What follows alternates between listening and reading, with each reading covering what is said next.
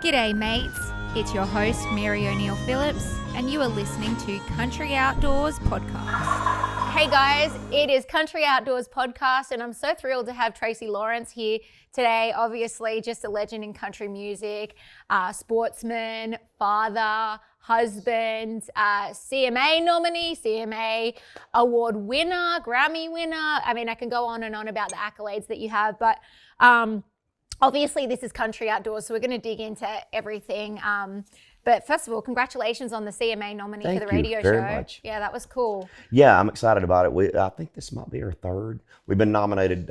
Maybe I have a better chance this year because Lon Helton's not in it, because Lon always wins. So yeah. But he's such an icon in the business. I mean, most people outside of the music business don't know who Lon Helton is, but he's been a countdown host for years and years and years, since before R&R and Billboard merged and all that stuff, but he's been my friend for a long time. So Lon, for some reason, is not up for the award this year, and he's kind of been the guy that's won it every year for the last 20 years. Yeah. So keep our fingers crossed. We might have a chance. I hope so. I think it's cool. It's cool to see how people's careers progress and then the things that you go into as well. And was hosting something that you always saw yourself go into, or was it as like your career and your own stories have developed, you're like, I want to dig into what's going on with all these younger generations? Or a lot of that, but I went to college. I studied mass communication for a couple of years in college, and so I worked at the campus radio station, did television, radio production, and all that stuff. So I had a little bit of a foundation, but that's been a long time ago. When I started honky tonkin', it's been over 10 years now. Yeah. I felt I was evaluating the landscape, and it looked to me that a lot of the music from the 90s was not getting played on radio at all, anywhere. Even the old classic stations weren't playing a lot of them. Especially 10 years ago. Yes, 10 years ago. So we were kind of on the forefront of doing something and kind of holding it up and keeping it relevant and keeping it out there in the public side. Now I see a lot of stations have gone and brought a lot of the 90s country back because it's had such a huge resurgence. But it's been a great thing for me. I've enjoyed a lot. I love the podcast. That was started in a lot of ways because I really am not, the radio show, the way it's structured, I deal with 80s, 90s, early 2000s music. So nothing current. I wasn't in a situation where I was able to talk to a lot of the new artists. So I was kind of stuck talking to guys from my era and older. So the podcast gave me an opportunity to connect with a lot of the younger artists that are out there and find common ground. I've really enjoyed that a lot. What have those themes been for common ground that you found with them? I saw, you've had Dylan Carmichael. He's a good friend of ours. I was in their wedding. I was a bridesmaid. Awesome. Ella. And one of the common things that I have seen that you've had on your show, and I think this is just something natural that happens with people, is you gravitate towards artists, people that you have common interests with. You have a lot of those guys that are like, hunters and country music artists and country boys and girls and all that. So it's a big part of it, and that's kind of the premise of what I look for. I look for the commonality, looking for the common ground, because we all take a different journey. We come from a different place, so our story all varies a little bit from person to person. But I think that there's a lot more that unites us than divides us. I wish our country and our political system could find their way to do that too. It's very frustrating. So hopefully we're putting a little bit of positiveness out in the world. But it's been pretty interesting because I've had a chance to talk with TikTok artists, people that haven't broken out into the mainstream yet, guys that have had that foundation, that have had a big platform, that got signed by majors that are having success now, people from my era, actors and comedians and all these different people. It's but the common thing for all of us. Sorry, one sec. Yeah, the lawnmower man. Is it an issue? The lawnmower man. It's just a good old boy trying to get his work done for the day. Before the rain comes. Yeah, I know. So, just the variety of different people, having an opportunity to interview young kids that are just getting started, that are very in tune with social media, TikTok kids that haven't broken into the mainstream yet, and people that have used that as a platform to get record label deals and to progress on, like Jelly Roll and just what they've been able to do. It's the whole landscape has changed, and it's fascinating to know, for all the differences that we have going on, there's still a common passion for the music that everybody shares. And for the most part, most of us come from smaller markets, little small towns where we grew up hunting and fishing. So we most of us share all that stuff too. Not all, but most. What are the like pros and cons, do you think, of the changes in the industry that you've seen? Because you moved here in the 90s, right? Fall of 1990 when I first came here. Yeah, so. There's a lot of differences, and most of them are great. You know, I'll give you nuts and bolt things. You know, when record sales were the big thing. You know, when you get ready to launch a new album and it goes out into the marketplace back in the 90s, say, for example, they ordered, 200 pieces for this particular Walmart or whatever they did in that particular Walmart. They get them in the shelves. So if you have a surge and they buy all the product out of that, by the time the record label comes back up, the sales rep comes back around the next week, he has to look and see what's been sold, and then he has to put the order in. So it's another 2 or 3 weeks before you get that product back on the shelf. Nowadays, because everything is so automated, when that sale goes through, you need to restock that thing. Yeah. It's just a shame that we don't have the record sales as much as what we used to. Most people are streaming, but everything is so digital and automated now. But that's just one example of how far we've come. The recording process is much more efficient. We have so many tools to streamline how you record a record. You can literally go in 2 days. If you are very efficient with your time, you could cut a full record in 2 days with the overdubs and everything. Maybe not background vocals and mixing, but you can have everything done in 2 to 3 days. What was the turnaround on your latest EP? Oh, I think I cut all that in a day. And my system when I go and record is I try to do a vocal pass down every time somebody does an overdub. So by the time I get through with the song and move to the next one, sometimes I could have 4, 5, 6 passes down because I'll do a full run. And every time somebody does an overdub, whether it's a twin and a guitar part, I'll jump in. And then I'll just have to go back. And I think I went out to my engineer producer's house, Julian King, and I think I did all the vocals in one day. Just whatever I had to fix, I fixed everything in one day. So the recording, I think we tracked everything in one day. All 6 songs. So there's a lot of pressure that's been taken off. Like you can actually get on. Yeah. But I've always been very efficient. I always go in very structured and organized. I was so anal about everything back in the day. I had when I would prepare for an album, the Atlantic when the A&R department would call out and request music, so they would send either CDs or cassettes or whatever in, and I would go in once a week and I would pick up a mailbox. They had mailboxes in the mailroom of baskets full of just songs, and I would go through. I would sit down and I'd listen to that entire basket at one time. I had a cassette player that had a virtual speed on it, so when I would go through, if I liked it, I would mark it and set it aside. By the end of my listening session, I would go through and I'd make a comp tape. And I would adjust the speed of it so I would kind of know where I wanted to place it. If it was too slow or too fast, I would adjust that when I transfer it down and I recorded everything in my comp tape. Between that time and when I went the next week and got my basket of songs, I would just listen to that comp tape over and over and over and over and over again. Anything I burned out on, I kicked out. So by the time I went through, I would usually listen to a couple thousand songs preparing for an album, as well as all the stuff that I've been writing mixed in. So by the time I got that process, when I went into the studio, I would literally have probably 15, 16 songs. I would have it sequenced. I would have the tempos. I would know the keys, everything. I would go in and I would have everything mapped out from the first strat when we'd go in. I know everything I wanted to do. I was very efficient. Surely, though, that is like attributed to your longevity in your career and now being able to be somebody who can guide other people.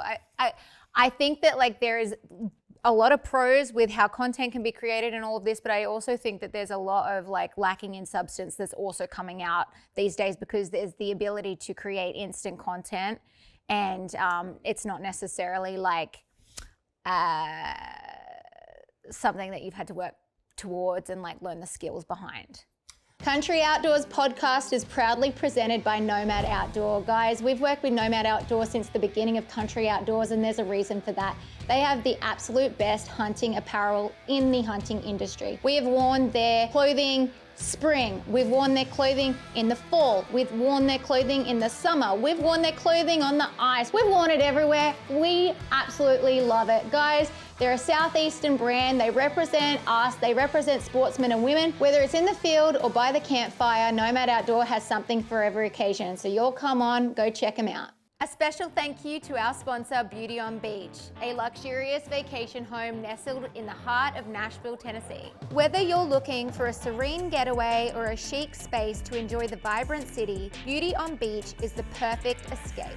With elegant interiors, modern amenities, and a prime location, It's the unique spot for your next retreat.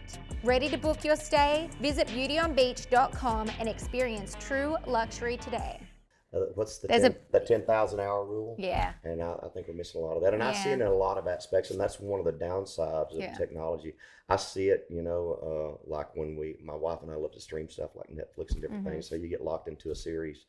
I noticed that they, like if you're watching a 10 episode series or something, a lot of times they'll stretch it out. Yep. Where it's more camera angles and more content shots instead of dialogue. It's like there's a need for too much of it. Yep. That the quality of the product has gone downhill a little bit. Yep. The scripts aren't as good. Yep. They get a little soft. They get a little weird.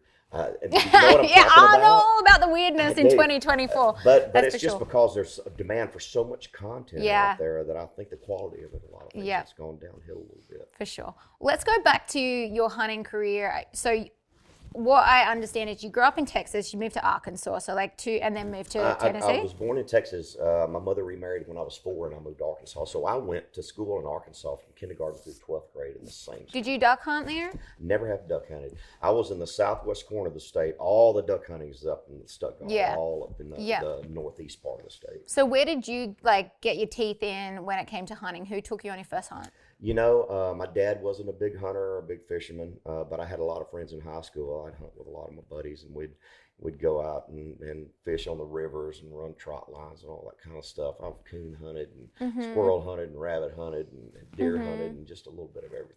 Just love the outdoors. Love the outdoors. And I love to fish. Yeah. I really like to What's fish. your favorite type of fish? Crappie and catfish. Yep. I like bass fishing's okay, but I'm on the catch and eat program. Have you gone noodling for catfish yet? Haven't done the noodling, but there's a Hannah Barron. I know her. She's a friend of mine. I want to meet Hannah Barron. I can make that happen. I would love to meet her and go do that. I can probably So I'm set a that fan. up. I'll follow her. Okay, she's a friend of mine. I can make that happen. You have to be careful though, because you might put your hand in a snapping turtle hole. Yeah, and I might need to get one of those little sleeves to protect my ink. Yeah, if there's something on your arm that you want to get rid of, just make sure it bites at that spot. I've seen people come out just literally skinned from those big catfish. Yeah, they're pretty brutal. Let's talk about your elk hunt as well, because that actually aired with Outdoor Channel. And so this podcast is with Outdoor Channel too. So let's talk about that. That was in Montana, right? Cascade, Montana. With Rocky Mountain? I believe it was. And I was out there in, I believe it's October, November of 2016. Yep. And that was a very physical hunt. I've had some surgery since then, and I don't know if I'll ever be able to make that hunt again. Yeah. We did 3 days. There was 9 of us total. There was like a bull rider, a girl from Outdoor Channel. What was her name? I can't remember. Anyway, so everybody had a guide. We'd go out to the base of the mountain, glass in the morning, and see where the herd was. Sit out there and sip your coffee and sit in the truck with the guides and everything and wait till you saw which way they were going up the mountain. Yep. We'd come back, have breakfast, piddle around, go to the range, shoot a little bit, and about 2 o'clock we'd pack up and everything. So you're hiking up at least 2 hours. So it's hot down here, but you got to wear all your clothes. Because by the time you hike all the way up there, you're getting into altitude and it's getting cold and you're sweating, so you're starting to get cold. Yep. So the first day we went out, we went up to a little flat on top, and I remember I missed a good bull. And what were you shooting? 300 Win Max, what I shoot. But my guide, he had a Holstein cow that he popped out with a blind, and we're crawling around behind this blind with this cow through these grass fields and everything. So I missed one the first day. Nobody else got a harvest anything. The second day we went up, never got a shot at anything. The third day, the last day we went up, it was amazing. So we had hiked way up on the top of this mountain, and there was a kind of a channel coming through there, like a gorge, and the bluffs coming down on both sides. I bet there's 300 elk down there, all just bugling and singing, all these cows moving through. So when we got up on top of this little plateau, there was a rock shelf. And I would assume the Indians of the area had made that years ago. There was arrowheads and all these artifacts around. It was very religious. It was a religious spiritual, experience. And just because of the place, it's one of those places you're way away from where people travel. I mean, just being in that environment, not many people get to see that. And to experience just the sounds of nature and the elk coming through, it's pretty majestic. And the best shot I've ever made is like 350 yards, hit him right in the heart. It was awesome. My guide was so pumped. He didn't go but about 50 yards. It took 9 of us 6.5, 7 hours to keep him and quarter him and pack him Yeah. out because we had to carry him out That's just to get back down the truck. Yeah. Physically, I had ankle surgery in December of last year. I ripped the ligaments off the bone, tore the tendon and everything. So I'm still struggling. And hopefully in the next few years, I'll get back to the point that I can do a physical hunt like that. Right now, I could not do that hunt. It's very challenging. Yeah, it is. It is. I know what you mean about that spiritual experience though. I did a water buffalo hunt in Australia on Arnhem Land a couple years ago where you can only go in with an Indigenous guide. Really? And you go in and you actually like make the pathways to get in there. Like no one's So you have been to in cut there. a lane You have to through. cut through. And we camped out in the middle of the bush. And every morning I'd wake up, and his name was Captain, old Indigenous guy. He was like the elder, and you can only get in there unless you've got that permission. We wake up in the morning, and he'd be talking to the old people, and he'd praying to them and everything. And what I realized on that, and we ended up finding hieroglyphics. There we go. Yep. Artwork, which is million-year-old artwork. Yeah. He found that when we were there.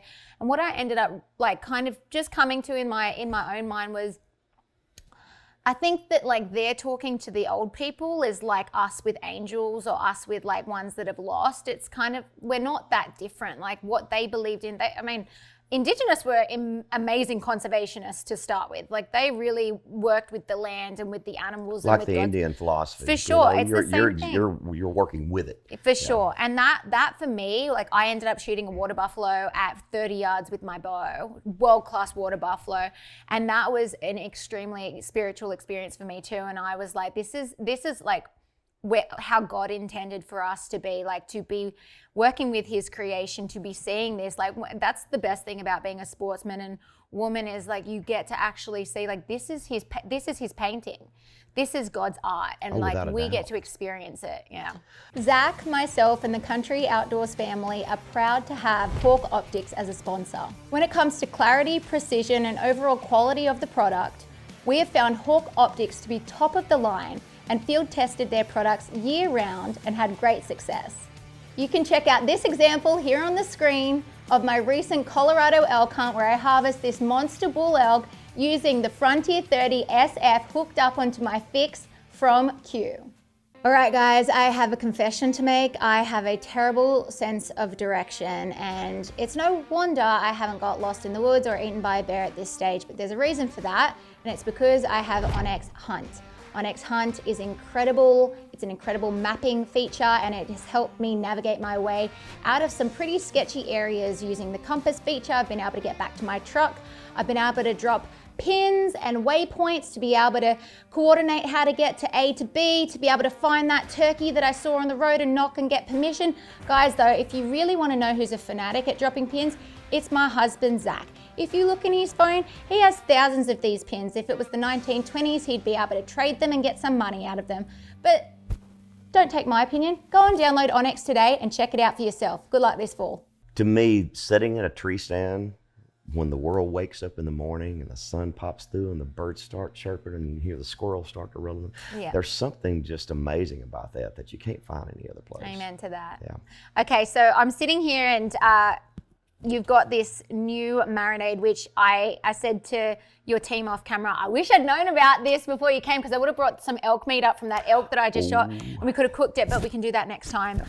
Definitely need to bring this to the turkey fry. We will have that at the turkey fry. So this is just now out. Yep. And we have a Cajun and the Creole style butter. So this is, it's all natural. One of my favorite things about, one of the reasons that we started this, I have one daughter that is very, has awful gluten allergies. Okay. Another one, her and my wife are gluten sensitive, but it's hard to find stuff that's gluten free. We're getting more and more of this. And clean. No seed oils. Yep. I mean, it's all healthy. Sure. No MSGs, no sugar. It's got all the good stuff in it, but the flavor is absolutely amazing.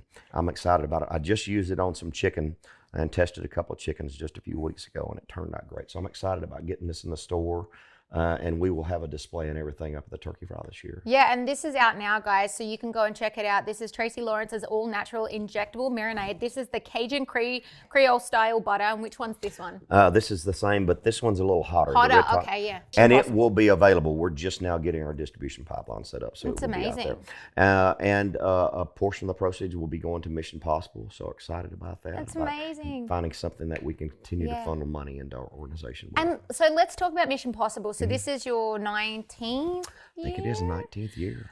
We came last year, Outdoor Channel, and covered it, and I was overwhelmed with what you guys were doing. It's absolutely spectacular. It's pretty cool to see, isn't it? Yeah, a huge turnout of people volunteering their time. How many people did you guys? So for those of you that don't know, Mission Possible is dedicated to trying to help the homeless issue in Tennessee. Right, you can feed the homeless and drive awareness to just the plight of people living on the street and the rescue mission. A big portion of it will go directly to the rescue mission. We've provided a lot of meals and a lot of cash and stuff to the rescue mission. But we branched out in the last few years where we're working with other smaller organizations. There's a lot of people that don't want to stay at the mission that would prefer to stay in their own little communities, some tent cities and things that are around. Yeah, it's been something that's been amazing to see how it's grown over the last almost 20 years. How did that come onto your heart to start? I had a family member that has been and still is struggling with homelessness. We've had him in and out of our home. At the worst point of it, when we were dealing with it, which we hadn't handled it for several years, I'd called the rescue mission because I just didn't know what to do and I was looking for help. And they were very accommodating, and I made some relationships there, and we just decided it would be a nice thing. When we started it, it was just me and a handful of friends with borrowed propane tanks from the church, and we bought all the turkeys ourselves. I think we cooked a couple of hundred the first year, and then it originally was just supposed to be an awareness campaign. It was never designed to raise money, and then we started bringing sponsors in the next year, and it just kind of got legs underneath it and became this thing. And then the volunteers started coming, so it just kind of we just kind of managed it and let it do its thing. 3 years ago, typically every year we were doing between 500 and 600 turkeys. Most of them were going to the rescue mission, scattering a few around in other places. And then 3 years ago, as we aligned with the National Turkey Federation, they brought us 1,200 turkeys. So we went from 500 to 600 to 1,200. Last year, I think we did 1,400. This year, we have almost 3,000 in the freezer at Second Harvest Food Bank, and there's no way we can do that many. We don't have the infrastructure in place. A lot of it will go to the rescue mission, but we just can't do that many. So I think we're planning on doing 1,500 this year. We have refrigerated trucks that will be taking box meals around. We have destinations where 100 will go here and here and here and here, and people that'll pick them up and disperse them in their area. But we're still growing. It's amazing. You know, things like this, it's hard to keep something going this long. For anyone who lives in Nashville, we've seen since the pandemic the mass increase of homelessness as well, and it's everywhere around the country. Yeah. There's just the economy's tough. Groceries are higher. I mean, it's difficult for everyone. Everyone. Yeah. I mean, what I used to spend $150 a week on is now $300. Yeah, I know. You know, they downplay it and say 25% or whatever, but it's 50% higher than what it was just a few years ago. No, I know. Was it intentional to do it around Thanksgiving? Obviously, it was. Yeah. That seemed to be the best time, and like I said, it was originally just to be an awareness campaign, and so we'd set up in the parking lot of the rescue mission. 3 years ago, when we upped our volume, we moved to the fairgrounds, so we're doing it under the pavilion, which is where you came and saw it. And I think we'll have about 250 plus volunteers. We have 120 fryers and big vats frying things, and friends from Louisiana that are cooking Cajun food, and my wife and all the ladies boxing things up and putting turkeys with sides and all that stuff, getting ready to get. You ever thought about doing a spring version as a turkey hunt? I don't know. We do a golf tournament in the spring. I saw that. So we have the spring covered. We're kind of bouncing around the ideas of maybe starting a concert like Farm Aid or something at some point in the summer. I think that would be the next step if we continue to grow. And letting the turkey fry kind of be a standalone thing. We've got a ways to go. Country Outdoors is thrilled to have partnered with Moultrie Mobile. This fall is an extremely busy fall for us. We've just been out in Colorado elk hunting, and now I have my Iowa tag that I drew, and Zach and I both drew Kansas, which means we're going to be scattered all across the country. So we've done the same with our cameras this season. That means we can get the intel in the field when we aren't there. As you guys know, when it comes to those big bucks in the Midwest, as soon as they pop out, you want to get out there as quick as you can. And because of Moultrie's crystal clear images and videos and the ability to connect to all 4 US cellular networks, you're never going to have to worry about getting those images and videos when you need them. The app is also loaded with amazing features like weather, mapping, and buck prediction in the game plan feature. Get an edge with the Moultrie Edge 2 series cameras and the Moultrie mobile app. When you think of the biggest hunting shows, the most legendary hunting shows in outdoor television, what channel do you think of? Outdoor Channel. Country Outdoors is very proud of our partnership with Outdoor Channel, which started during the pandemic in 2020 with our Turkey tour, and which has now evolved into a popular adventure series 4 years later. We are available on all Outdoor Channel digital outlets, including My Outdoor TV. And guys, they're giving out a free subscription to My Outdoor TV, so go and check it out. Okay, I love that. So I watched this interview of you with Riley Green, and it was funny because you were trying to see whether or not he goes down rabbit holes, and he dodged that. And I was like, go down the rabbit hole, Riley, because I'm somebody who loves to go down rabbit holes. So I've created just a little. I love a rabbit hole. This is the rabbit hole. It's the rabbit bowl. The rabbit bowl. Okay. But the way that we're going to do this is we're going to rock, paper, scissors, shoot, and whoever loses has to answer the question. Okay. You ready? Okay. All right. Oh wait. 3. You do 4? Yeah, rock, paper, scissors, shoot. Is that not right? Is that the Aussie version? I'll do 4. All right, rock, paper, scissors, shoot. Rock, paper, scissors, shoot. Oh, okay, I lost.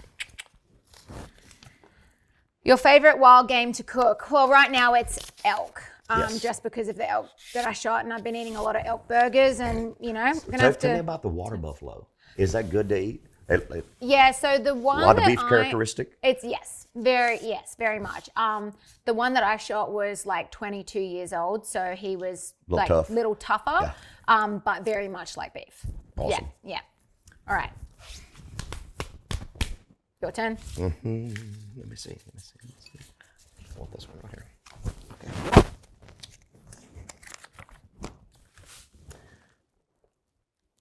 Most embarrassing moment in the woods or your career? Oh, God, most embarrassing moment in the woods.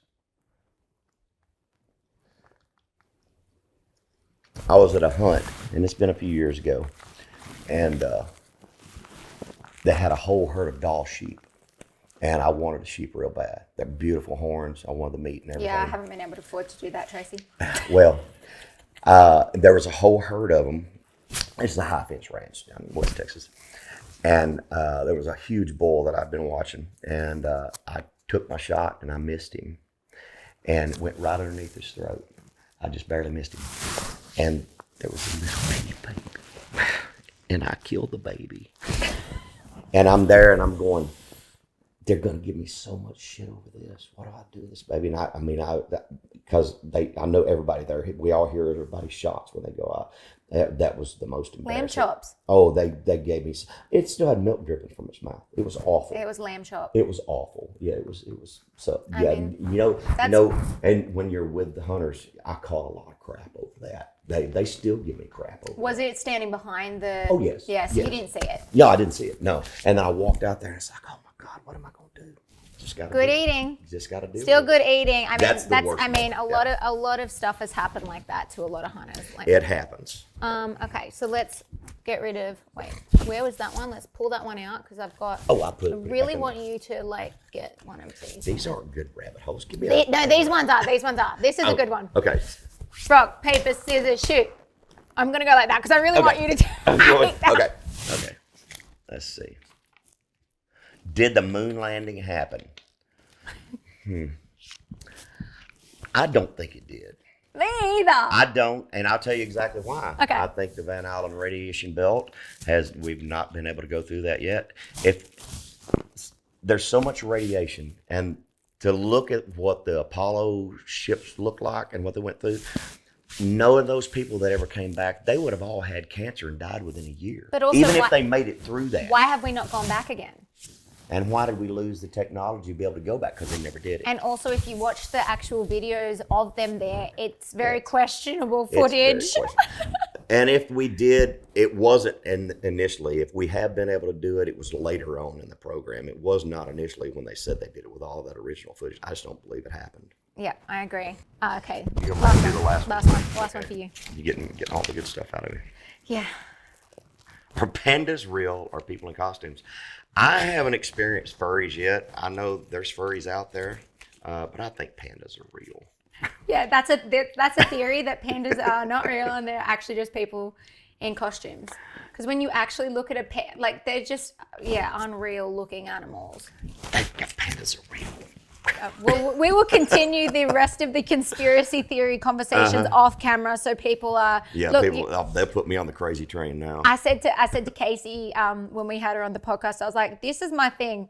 If you're not a conspiracy theorist in 2024, you've been living under a rock because nothing makes sense anymore." Nothing makes sense anymore. I agree. Yeah, I agree too. Well, I'm so excited. We're going to be coming to Mission Possible again. So excited to be there. Really excited about your EP. Excited about the Marinade. A lot of good things going on. And guys, the CMA Awards are coming up, and I wish you the best of luck with that. I hope this is the year that you take home your award. Keep your fingers crossed. Thanks for being here, Tracy. Awesome. Appreciate it.